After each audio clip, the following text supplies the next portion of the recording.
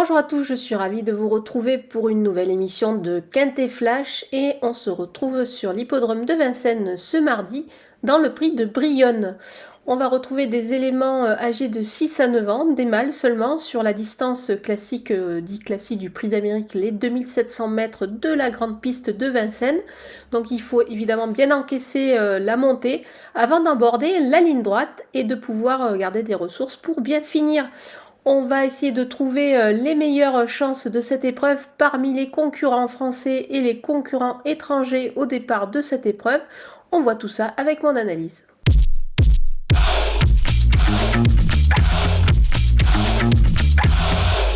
On attaque tout de suite avec mes bases et le numéro 11, Usain Toll.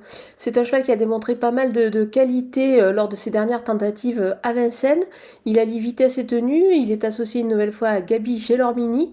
Il est pieds nus, on peut dire que tous les feux sont au vert pour qu'il réussisse une belle performance ici. C'est pour ça que je le retiens très très haut. Il va profiter également de cet engagement qui est quand même très intéressant. Le numéro 15, Goéland Daupfort, cela s'est mal passé le dernier coup, c'était sur 2100 mètres. Là, il va retrouver un tracé qui va parfaitement lui convenir.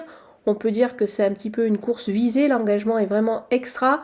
On le sait, les élèves de Christian Bijon préparent toujours bien évidemment ce meeting d'hiver de Vincennes. C'est le cas pour ce cheval qui a déjà réussi de belles choses depuis le début du meeting.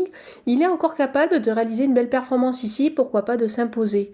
Le numéro 6, Cyrano 2B, régulier en forme et efficace. On peut dire que c'est un cheval qui devrait pouvoir réaliser une belle performance dans cette épreuve. Il affronte pour moi un lot qui me paraît à sa portée, même si cette fois il va rivaliser avec ses aînés. Les fois précédentes, il n'affrontait que ses contemporains, donc on peut dire que s'il passe un petit test, mais je pense qu'il en est fort capable, il demeure ambitieux, il est pieds nus, donc vraiment attention à lui. Du côté des opposants, avec le numéro 7, Vicky Laxmi, qui reste sur 2 tentatives plutôt négatives, il s'est montré fautif, mais je pense qu'il faut le juger sur ses meilleures tentatives, et notamment, il avait été associé à Johan Le Bourgeois par le passé, ils s'étaient imposés tous les deux, donc le tandem se reforme. On peut miser sur un rachat de sa part, il faudra qu'il se montre sage, si c'est le cas, il ne va pas taper loin du tout. Le numéro 8, Armour As, il ne faut pas non plus le condamner sur son dernier échec, c'est un cheval qui vaut bien mieux que ça. Le dernier coup, bon, il s'est pas très bien comporté. Maintenant, la fois d'avant, c'était un petit peu dur. C'était quand même face à des chevaux potentiellement de prix d'Amérique. Donc voilà, là, il redescend quand même d'un cran ou même voire de plus. Donc dans ce lot, je pense qu'il est capable de se racheter. Jean-Michel Bazir est au sulky, donc on peut dire qu'il a une belle chance. Le numéro 2, Gin Tonic Durain, c'était pas mal à 2 reprises sur cette piste. Il n'a pas une grosse marge de manœuvre, certes, mais je pense qu'il peut prendre une passe dans ce lot. Il est déféré des 4 pieds, donc attention à lui. Le numéro 4, Gold Maincourt, il a un engagement à venir intéressant à la fin du mois, mais attention, ça ne va pas l'empêcher de fournir du tout sa valeur ici, donc il faut s'en méfier. C'est un cheval qui est certainement très intéressant dans cette catégorie, donc attention à lui pour une place. Mon coup de poker, c'est le numéro 12, Zio Tomjet. Alors on peut dire qu'il m'a laissé vraiment une belle impression lors de sa dernière tentative. Il s'est retrouvé un petit peu loin à un moment donné du parcours, il s'est retrouvé notamment parmi les chevaux de l'arrière-garde. Et puis ensuite il a fort bien fini, je trouvais, au centre de la piste. Il a réalisé vraiment une belle fin de course, on peut dire, tout en douceur. Son driver l'a un petit peu empoigné quand il a pu avoir le passage. Voilà, donc je pense que cette fois ça sera beaucoup mieux. Il a pris la température avec Vincennes, une piste qu'il découvrait la dernière fois. Donc je m'en méfie particulièrement, d'autant qu'il est pieds nus et associé à Franck Nivard. On enchaîne avec les outsiders et le numéro 5, Giovanni Bianco. Il reste sur des tentatives plutôt correctes en Belgique. Je pense que dans ce lot, il pourrait pourquoi pas accrocher une 5e place. C'est pour ça qu'on va s'en méfier quand même ici.